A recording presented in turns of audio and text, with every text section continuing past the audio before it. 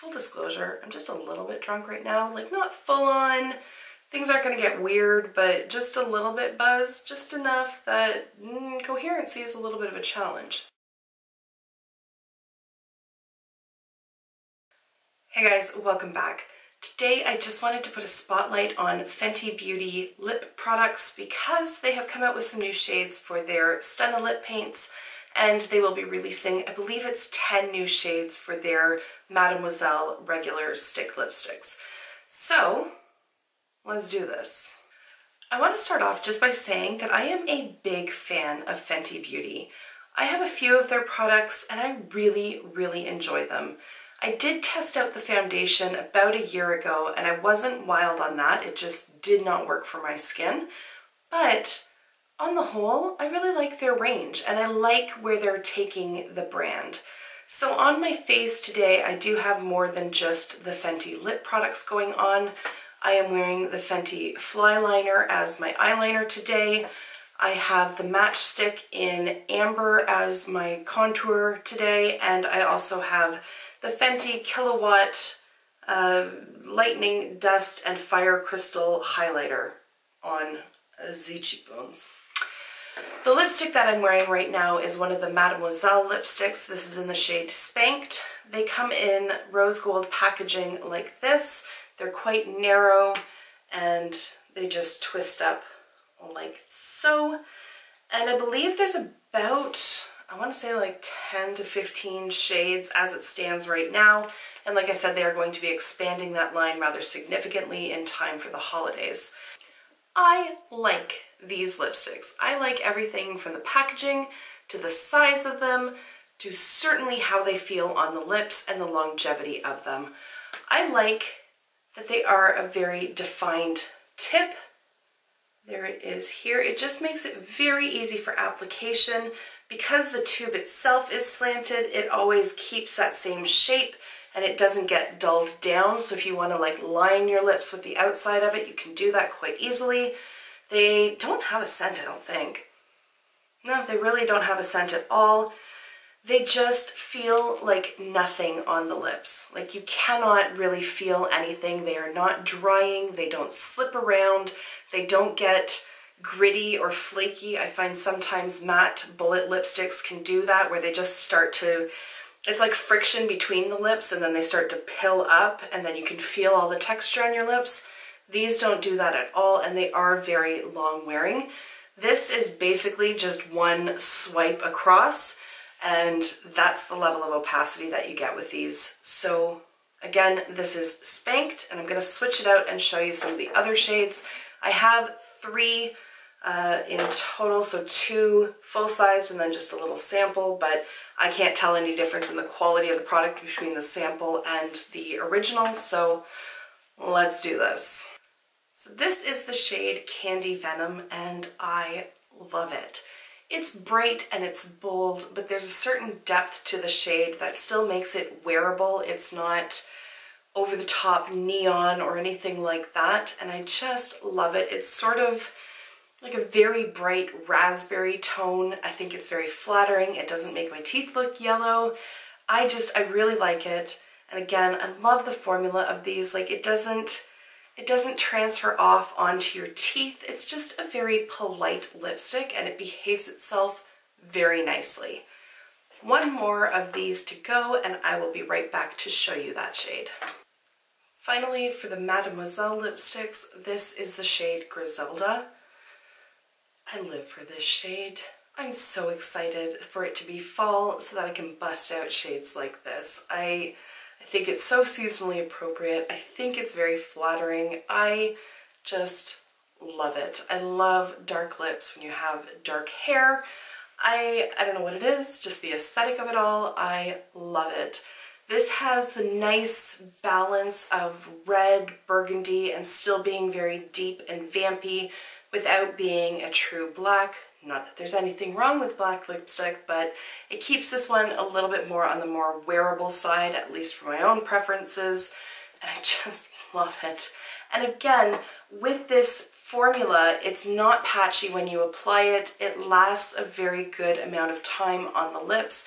Of course, the more you're doing with your mouth, if you're drinking and eating and all that kind of thing, it is going to wear away more easily, but it doesn't slip around, it doesn't bunch up, it doesn't just fade away into nothing, it doesn't feather up through the lips, it just locks into place and it's so comfortable. I really highly recommend these lipsticks from Fenty. Here in Canada, these lipsticks will retail for 23 Canadian, obviously, and you get 1.7 grams for that. For a point of comparison, a Maybelline lipstick is 1 point something grams, 3 grams. So this one you're getting 1.7, this one you're getting twice as much, but for a fraction of the cost. So it really depends on where you want to put your money. For what it's worth, I think these are worth the price tag. The packaging is there, the shade selection's there, and certainly the overall performance of the product is there. I have no complaints about the price point on that. So now let's move into the Stunna lip paints. Again, I'm going to show you all 3 that I have. There are more shades in the range, but I've only got 3, so that's what you're getting. So I'm going to switch out this lipstick for one of them, and I will be right back. Here is my current, hands down, favorite lip product that I own, and that is saying something because I have at least like 100 lipsticks. It's ridiculous. Nobody needs that much lipstick, but it is my one true vice. So there it is. This is in the shade Uncuffed. It's one of the new released ones, and I fucking love it. Okay, from the top, I love the packaging. It's ridiculous to store. It does not fit inside of a lipstick holder. It's a bit of a pain in the ass in that regard, but it's gorgeous. It looks like a high-end nail polish. Like it's unique, it's different. I love that.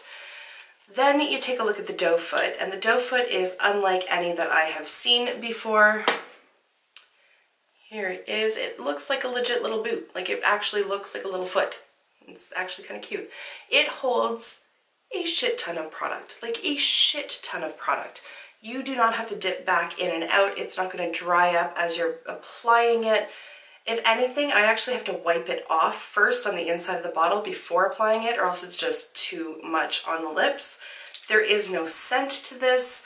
It is incredibly comfortable. It is a liquid lipstick, clearly, but it doesn't do that drying up thing where within a few minutes you see all of the lines and the crevices in your lips. It's just very, very comfortable. It doesn't flake off, it doesn't peel off. It is a very long-lasting lipstick. I think they call it like a 12 or 16 hour wear. I think that's a little much. Yeah, 12 hour. They call it a 12 hour with a soft matte finish. It will last 12 hours if you're not doing a lot of talking, drinking, or eating. But for the most part, I mean, I have to touch up maybe once during the workday, and it touches up over itself very nicely so it doesn't alter the finish of it or get crumbly on top of itself like some liquid lipsticks do. It's just a beautiful product. This color, fucking gorgeous. I love it. It's nude without being too brown or too pink. There's no peachiness to it, which just on my skin tone, peachy undertones don't always translate very well. I just find it super flattering. It goes with any eye look that I'm wearing, and I just love it. I have worn the crap out of this lipstick since I first got it, and I will continue to do so. Price point on these, $30. For that you get more than what you're going to need. I don't know how much is in there. 4 milliliters. How much is in one of these? Oh god, these stickers. If you ever want to feel old, try reading the sticker on the bottom of a lipstick. 0.1 ounce. Why does nothing have similar friggin... Okay, so this is 0.13 fluid ounces. This is 0.11. This is like 23. This is 30. This is a more comfortable. I like the ABH ones. I like this one better. All right, gonna switch it out for the next one. BRB.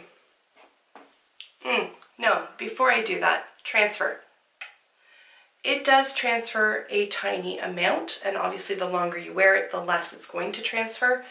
I think, although they have not made the claim that they've done it, I think that they have improved the formula from the original Uncensored lip paint.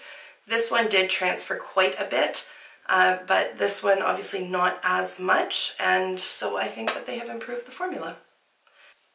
Before I move on to the darker shades of the Stunna lip paint, I'm going to take a quick break, talk about the gloss bomb, because somehow I forgot about this when I was gathering my lip products. If you are looking for a balm, no, not a balm.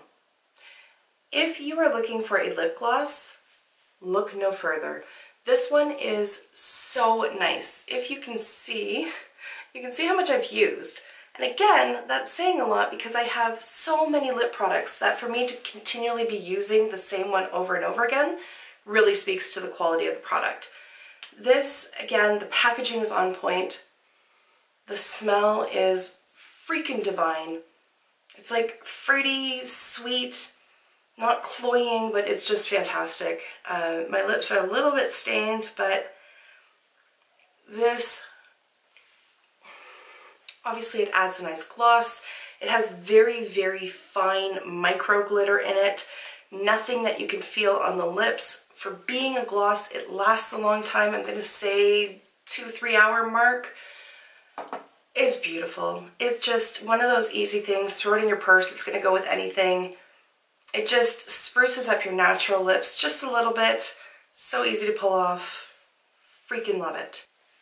This is the OG Stunna lip paint. This is in the shade Uncensored, and it's goddamned gorgeous.